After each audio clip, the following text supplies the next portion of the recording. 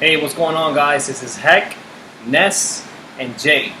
All right. So we just finished doing a video, and we talked about pretty much our favorite 5 basketball players of all time. We kind of mentioned who we would pick to be our starting shooting guard, our starting point guard. You know, pretty much all the positions from the 1 to the 5, but not in a specific team.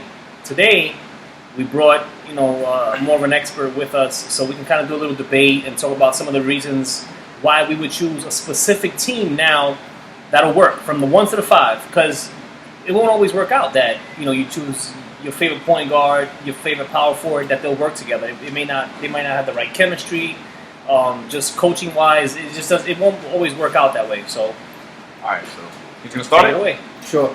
Well, I wanted to get into why teams work together certain fashions. You can't put, for example, your all-star fantasy team like Iverson, Kobe, Jordan, those players of that nature all on one team, whether it sounds great or not, won't work that well because these are people that need the ball, who are ball dominant. So my 5 for a functioning team, and I was telling Hector about this, that it will go down as John Stockton. You're gonna go, and I'm gonna tell my 5, okay. and then I'm gonna give my reasons why I believe they work the way they should work. Okay. My 1 will be John Stockton. Over Magic Johnson. I know it's probably appalling to some people because they're like, he's 6'9", he does so many things, he's versatile. Very true.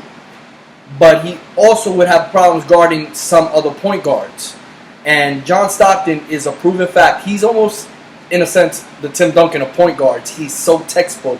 He doesn't have to do anything flashy. He'll get you the ball exactly where you need it. And this is a man who's number 1 in assists of all time. The guy who's number 2 has to play like another 4 years and average almost 10 assists, which is damn near impossible. That was Jason, and that's Jason Chris Kidd. Paul done. I think Chris Paul done. Chris Paul is nowhere near that number. No, I'm saying he averaged 10 assists for a couple years. Yeah, on and off. But then you have 8 here, 9 there. Yeah. This man was a beast. This is all he did. His XO game, his knowledge of the game was amazing. Now, what I'm going to say for number 2, y'all going to find is blasphemy. And I understand this as well. And I was telling Ness about this. I'm going to go with Kobe Bryant. And I want to say this before anybody jumps down my throat. Michael's the best. Why I'm picking Kobe over Jordan? It's very simple. Jordan is the GOAT. If they were to meet in each other's prime, this is all hypothetical, mind you, people. Kobe wants to be the GOAT. Jordan is GOAT, the greatest of all time. Jordan is now defending his title. Kobe's coming to take it. He wants it. You've seen all interviews, little backstories, how Kobe walked into the offices and Phil Jackson was going to be the coach, and he said, I'll beat Jordan's ass. Because he believes in himself that much. Now, we could go comparison and whatever, 5 rings, 6 rings, fine, whatever. I do not look at rings. That is a team achievement. I do not go as an individual accomplishment, because if we do that, I'm bringing out Bill Russell. Because he owns them. He's daddy. Straight up and down. He has more rings than fingers. Now, Kobe, I believe, will want it that much more in the head-to-head comparison of they're going in a team aspect. My 3 would be LeBron James because of his versatility, the fact that he doesn't need the ball, doesn't want the ball, gives Kobe that time to blossom and flourish with what he likes to do, as well as what Stockton would do with passing, distributing, spreading the floor, because Stockton was also a great 3-point shooter. So now I'm giving space for Kobe Bryant to operate. LeBron James is now going to lock down probably your best player. He could go multiple positions solidly.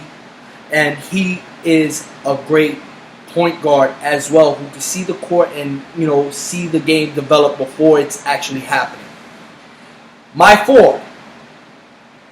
Once again, y'all going to probably be like, why am I picking this guy? I'm going to give, for each position, I'm going to give a reason why I want this person. I want Dirk Nowitzki. We're talking prime Dirk, not not the one on the bench right now. I don't want that dude. I don't need that in my life.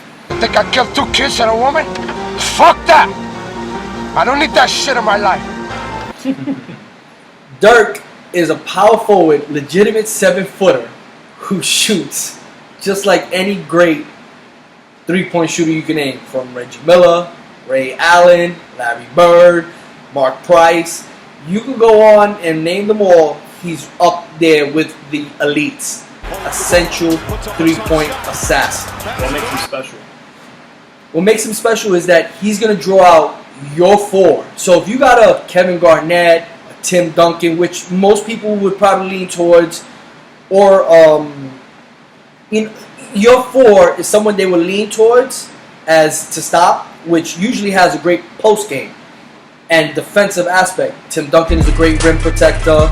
Kevin Garnett. I'm just going for elite and what I believe most people would pick at a 4. And why they would pick him in?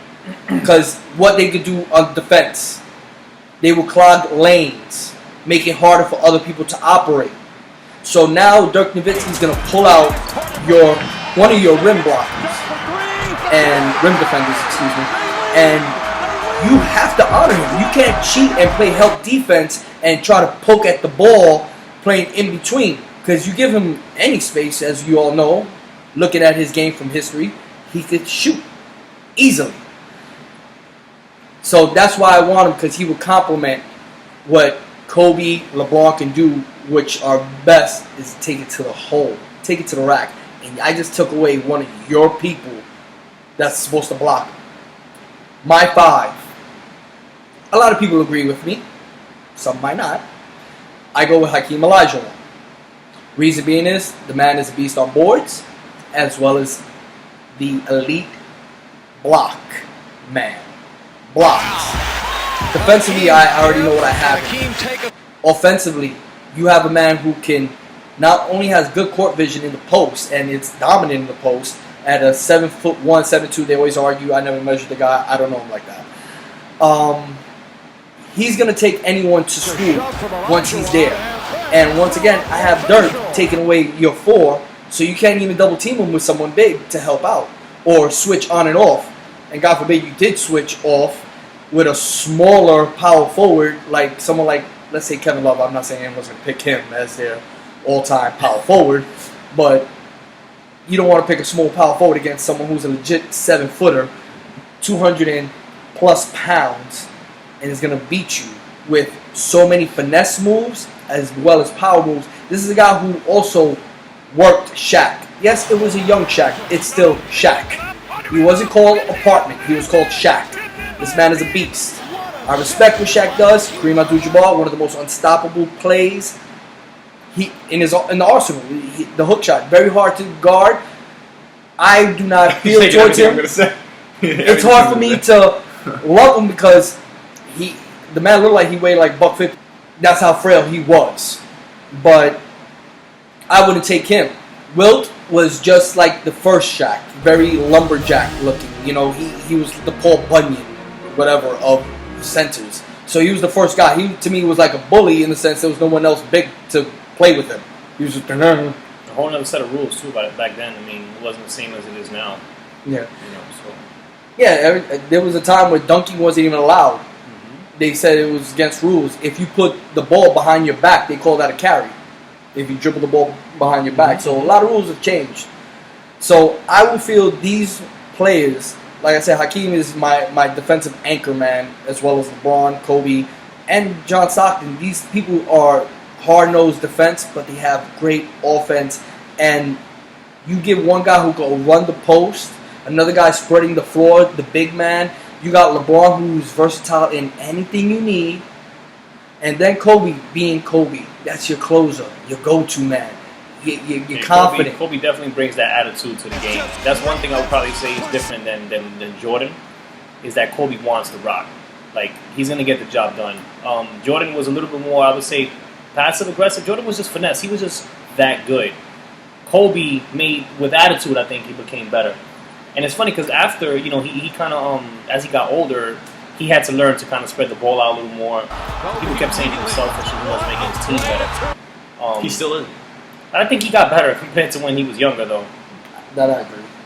So, I see with Jordan, a lot of people look at his team and like, oh, Jordan, some people, I don't want to say everybody, I don't like doing that but a majority of people I have conversations with, they take away, not from Scotty, but you take away from what Steve Kerr does. You take away from Tony Kukoc, Dennis Rodman. One of the benefits of Dennis Rodman was he didn't need the ball. That gave Jordan the luxury of owning more shots. Mm-hmm. It wasn't like he was not a volume shooter. This man took plenty of shots. And like I said, know Kobe shots. I know 30 a game. Yeah, but Kobe made him a lot too, though. Yeah. Not really. And Jordan made more than him, I know that. The percentage, I know it's greater for Jordan than Kobe. I don't know. But that's what I was saying earlier. I said Jordan was a better. I feel Jordan was a better player. I feel Kobe wanted to win, though.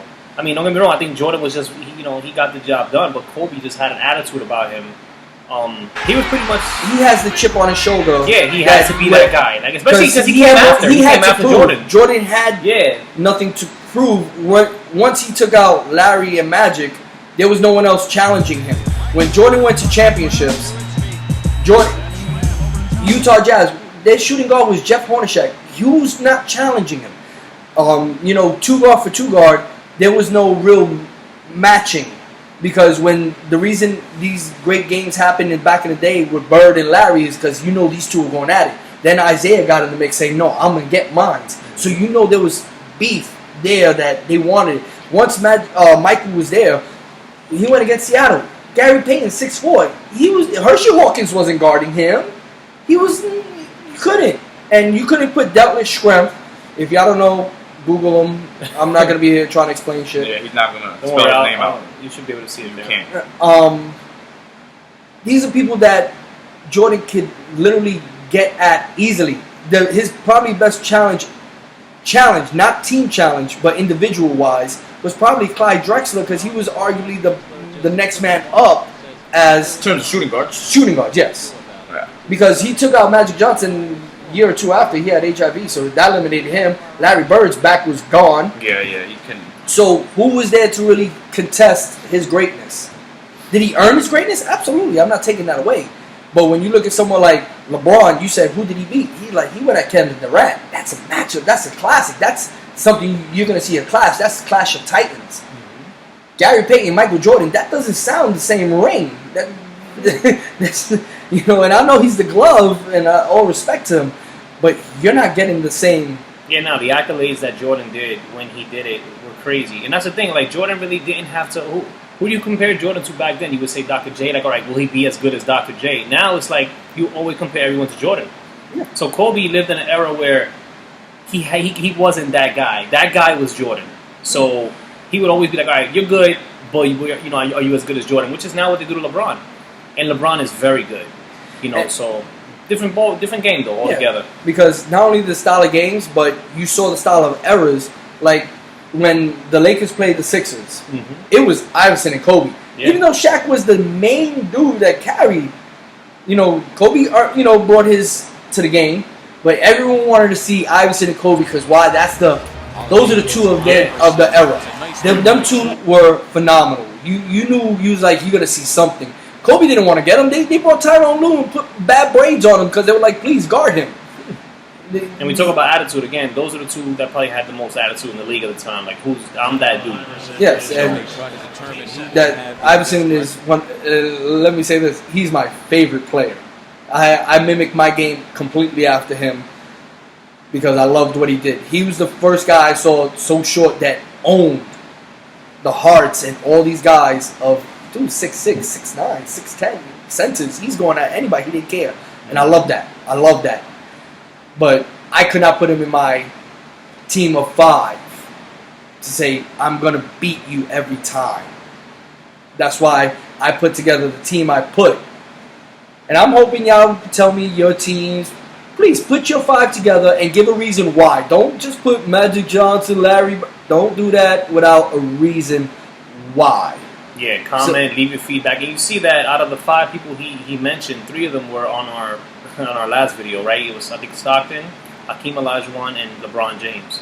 The other people that he mentioned were Kobe Bryant and Dirk Nowitzki, which we actually did a second team with the other one. They didn't make it to the final cut just because the video was very long. But those players, I mean, ultimately, it was greatness. I think we lived in an era. I mean, Jay and I a little older than Ness, so we got to see a lot of those other players play. But yeah, we're fortunate enough. So, Ness, who's your team? Good video, guys. So yeah, good night. But I'm gonna choose.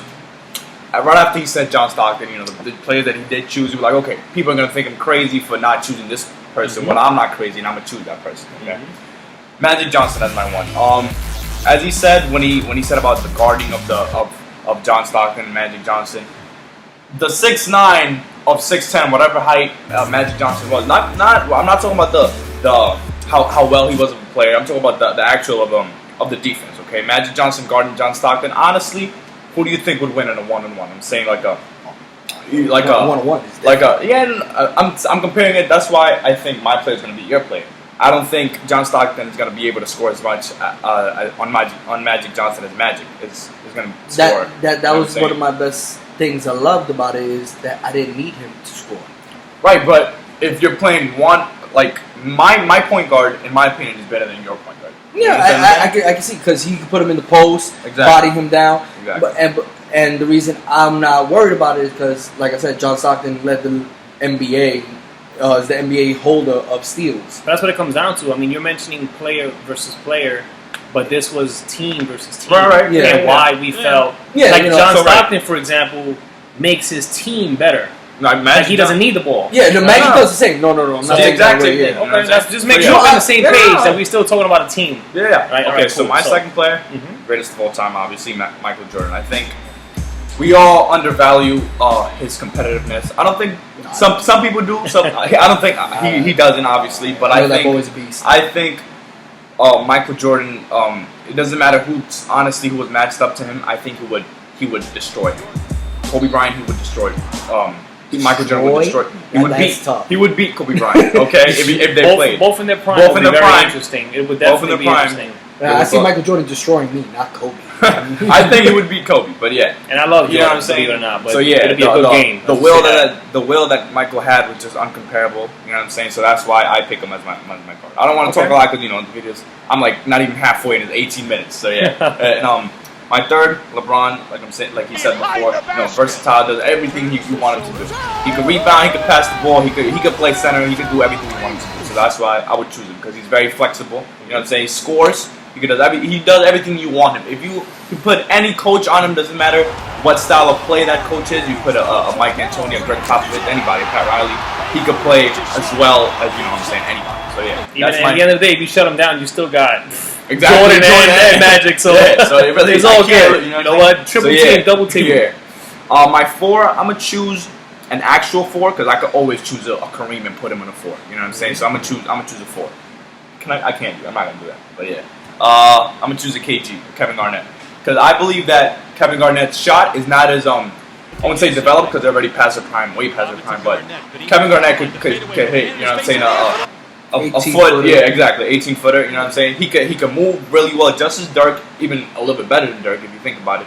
But yeah, the will that guy had, he hustled, he did everything you wanted to do. He's a pure power forward. Exactly. The heart. If you see that guy play, his heart out every game. You know what I'm saying? So that's why I would choose. I would, and probably he would be my second pick, and it's hard for me between him and Duncan, because I'm trying to put together, like I said, if I'm putting together a team, I'm just so more enticed with Garnett's game when he used to just jump and try to dunk it on everybody, and then he developed his outside game, playing game, great shot defender. blocking, You know what I'm saying? everything that came across. He would take a challenge. He wouldn't back down. Yeah.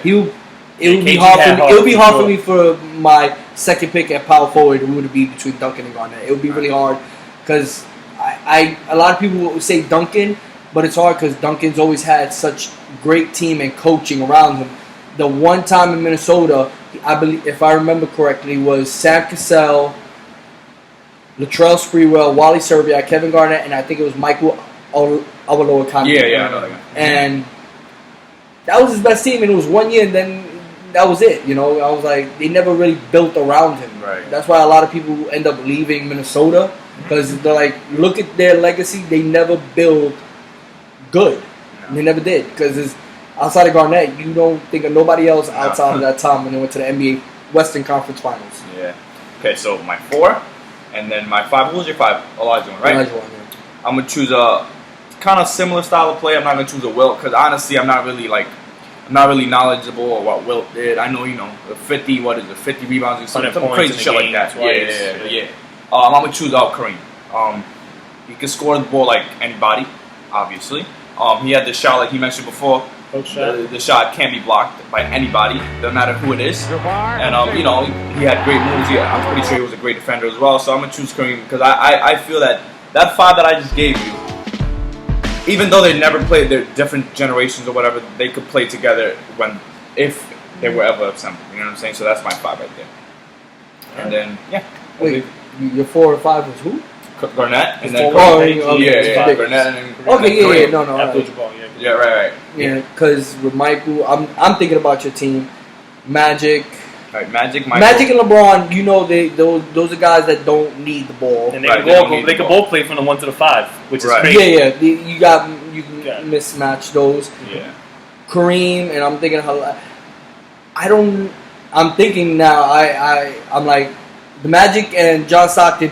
I believe it's almost a stalemate because they'll beat each other in their strengths. Exactly. Where offensively, I'll give the edge when. That's what I'm saying. Like offensively, I was just thinking about it. But I also think when John Stockton does his pick and roll, he doesn't have his 4 with him. You know what I'm saying? That's what plays into it. That these are the teams that we want. You wouldn't pick him alone.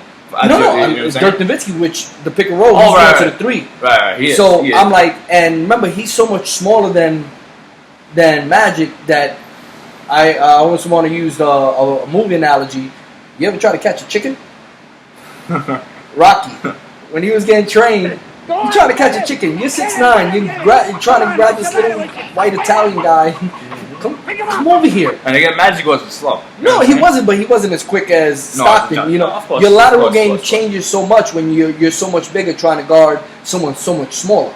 And then I think that the edge that I give to Magic is that you don't know what to expect. You don't know what he's gonna do. He could shoot it. You know what I'm saying? He could obviously pass the ball. He's a versatile player.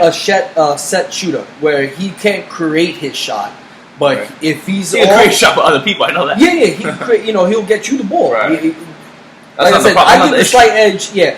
But like I said, I think Magic will have a hard time guarding Stockton. It's just a different reason why he's guarding Stockton, which will give him difficulties. Where the difficulties fall for Stockton is, yes, if he starts going into a post and he's posting Stockton, now you got to remember he's doing something that takes you out of your element. Magic is now scoring. Now you're taking the ball away from Michael. You're taking the ball away from Garnett, who's in the post. Kareem, who's a post player. So now you got 3 people clogging your lane. Right. So even though, Garnett can leave. Like you said, he has a shot. A hook shot is not a shot, but, it's not a far shot. It's not like he was doing it from the foul line. No. So now you're clogging your lane. Yeah. So now I'm seeing there's a problem. Right. Now, once again, there was something we spoke about where you pick your coaching, what kind of offense. So this all that's more in depth. Right. I don't want this to be an hour. Yeah, like an up-tempo game. Yeah, so this is where, I see where I would call this a stalemate. They both beat each other. Now, Magic right, we haven't even gotten into the other matches. Yeah, like I said, I give the reason why I think Kobe would win over Jordan. Because I believe he's that much more hungry. Once you're there, you're defending your crown. You're not earning your crown. Right. And then he wants to take that. If you go by talent, you really can't say Michael will beat Kobe because obviously the game's so what I'm similar. saying? Exactly. You seen that video where they do exactly the same thing and So, it now becomes who wants it. I believe it's who wants it more, and the one chip that Michael will not have on the chip on the shoulder is I want to prove that I'm better than him. Because Michael is the GOAT, and he knows that. He knows he's the best. The man is not like I think I did really good. One last thing that I'm going to say, not a cheap shot or anything, but the records show that if Michael plays against that team, or whoever team in a final, he's not going to lose. That's all I would say. But yeah, one more question. Who do you think, what team would win? What do you think? You reviewed it, I think. No, I think you know what team Yeah, it is. yeah. So I looked at the teams. I think your team is a bigger team. It's right, definitely more. My point guard is like a center. Yeah, I would see more of an aggressive team on your end than on his end. On his end is going to be a lot more finesse, I believe, and a lot more like he's got a pure point guard. You know, it's going to be interesting. Then you got a unique power forward who can take you outside. Right. And you know, he got a really good 3 game. Yeah. So your game's going to be a little tough. Pretty your players can definitely hit the 3. Don't get me wrong. But they're going to have to learn to play nice together. Yeah. You know, one team is a lot more physical than the other team, but it should be a great matchup because both teams are, I mean, they got arguably the best players of all time in those positions. Yeah. Mm-hmm. So, you know, it would be very interesting. Right. So, how can we actually make something like that happen? Well, so the viewers can. What we're gonna do is we're gonna 2K. We're gonna get put NBA 2K, put these teams together, and we're gonna put them in a playoff format, best out of 7, where we're gonna also pick our coaching. Because that plays into it hard. You know what I'm saying? And we're gonna put a bench. We all agreed that we're all gonna get 10 players, and one player is gonna have a rating of 85, just one. That's gonna be like your 6th man, and everybody else will go down. Right, 80 and below. Not above. No, below. I said below. Oh, yeah. I'm deaf. And 80 below, and that will be our team. As for the bench, because we're gonna have fatigue, it's gonna be a Hall of Famer. Let the computer do the simulation of these players. We're gonna get the results. We're gonna post them, and we might even show the first game because we're not gonna watch all 7. Nah. We're gonna simulate. We'll show some highlights. It's Some highlights would be good. Yeah. Not the whole game. Yeah. So all 48 minutes. Or 40 minutes. Yeah. So hopefully that will come together soon. Yeah. And then Thank you for watching. I appreciate it. I hope you like my opinions. And there's my man Jay. Right, we're gonna bring him in to do way more reviews. We got a lot of stuff, you know, in store. You see, we into sneakers, we into shoes. We actually have the common interest. Jay, you know, is my man right there. So he's also a sneakerhead, just like us. He's more of a like I am MX95, Jordan, foam positive, flight positive. He actually also, since he mentioned his favorite player earlier, what were you into back in the day? Oh, Iversons. I mean, the questions. I mean, I loved them. They were one of my favorite. I think answers are ugly. The first ones, what was the first one called? The questions were fire. Yeah. Yeah. Those are fire. They have a lot of different versions. I love questions. They actually have some special ones too that are worth money. You'll see. Yeah, they got like mad weird colors. I'm a simple guy. I have to be an everyday sneaker. I'm not having 10 colors. I'm not Pharrell. I just don't like it. But in general, like Iverson, you know, he had a crazy movement. You know what I'm saying? When he first came out, the sleeve, the braids. The way he wore his jersey, the shit that he did in games, you know, he actually that one crossover with Mike, you know, Jordan Mike Iverson had a handle. They had to change the rules because of Iverson. You know what I'm saying? So that boy is a problem. He could dunk. Yeah, don't sleep. He banged it on Marcus Camby when he was in the Toronto Raptors, and he led the league in blocks. The jump over a 6'11" man is not easy when you're like really like 5'10". They say 6 feet, but that man was like 5'10". With an attitude for 7-footer. He was good, man. He was really good. So I wish he get. You know what's funny? I'll take Iverson now at 70% of what he was because he was just more heart than brain. Yeah, he was crazy. That boy had. He was crazy. And once again, I mimicked my game after him. I ran through walls because I was like, I don't care. So it was good. It was a good video. You know, I hope you guys enjoyed it. Please feel free to comment. Let us know what you want to see next. We'll probably be talking about, you know, greatest dunkers of all time. I want to do a little segment. I'm sorry, but like greatest team, like not a dream team. Like, what's your idea of the greatest team that has played? Right. So yours, okay, that's a good idea. Yeah, that's a good. Do that. You know what I'm saying? Stay tuned. Peace. Yeah. So. Fuck, I killed that. All right, pause that for a second. Right there where I said learn to play nice together is where I'm gonna